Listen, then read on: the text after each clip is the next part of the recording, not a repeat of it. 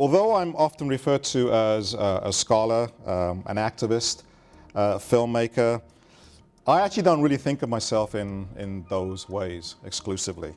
I actually prefer to think of myself as a teacher that is moving that practice beyond my own classroom into the culture broadly conceived. It's the major thing that we do. And it's never discussed as something vital. Like, teaching is always that stuff you kind of have to do, but the other stuff is supposed to be much more important. All the, in research, even service sometimes is seen as more important than the teaching function. I think it's very strange. We're never trained in teaching, unless we get some special award or fellowship that allows us to focus on teaching for a semester. It's never talked about. It's a very strange phenomenon. The very thing that we do the most is what we think about the least. Teaching is a really important thing that happens at universities and colleges, and we don't pay enough attention to it. It seems to be just this thing that we kind of have to do, but I think it should be the central thing that happens at universities and colleges, and that I wish academics, I wish teachers and students would take it more seriously. If you're dealing with a population in which they are being flooded the rest of their time, the rest of their lives, with this corporate propaganda, then the classroom is one of the few places where they have a chance to think about it and where you can actually disrupt. And if we're not disrupting, I actually don't know. I don't mean disrupting for disrupting's sake. If we're not getting people to think about the world in which they live in a new way, what's the point? At that point, pedagogy is not transformative. At that point, if that's not what it's doing, it's simply reproduction. It's simply reproducing what's already there. It seems to me the only pedagogy worth really doing and worth thinking about is a pedagogy of disruption.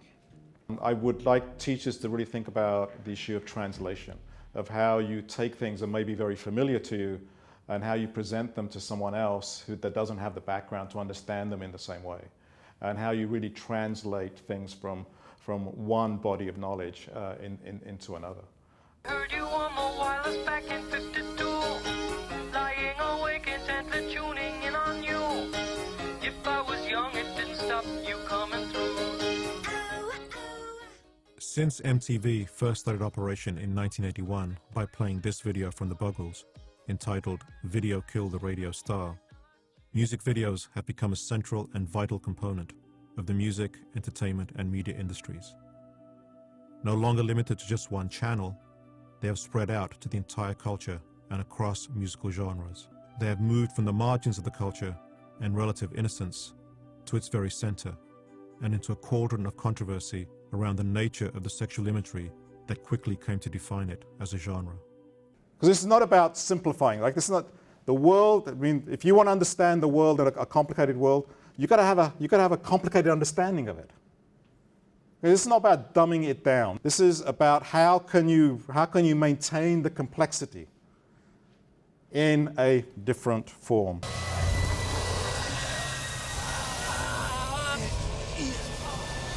That's television.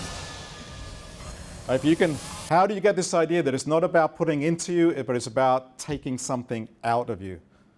You took a familiar form and you turned it around. Who are our principal audiences? And I think our principal audiences, there could be many. For some things, there are other academics, and in other times, they're non-academics, they're students. These are students who may not be particularly amenable to what you're doing. If you're doing a job right, you will be challenging them, you will be disrupting them. Our job is to disrupt. Our job is to show them there is this other way of looking at the world. This is empirically grounded. This is empirically grounded. This is not just opinion, this is about facts. We have a limited amount of intellectual energy that we can expend on these issues, and that I would just really like to encourage people to talk and think about things that are important and that have some impact in the world. You know, when someone says, "Oh, that's just academic," what are they saying? That's just useless. It's irrelevant, right? You're irrelevant. And the last thing I want to be is irrelevant. The last thing I want to be is an academic.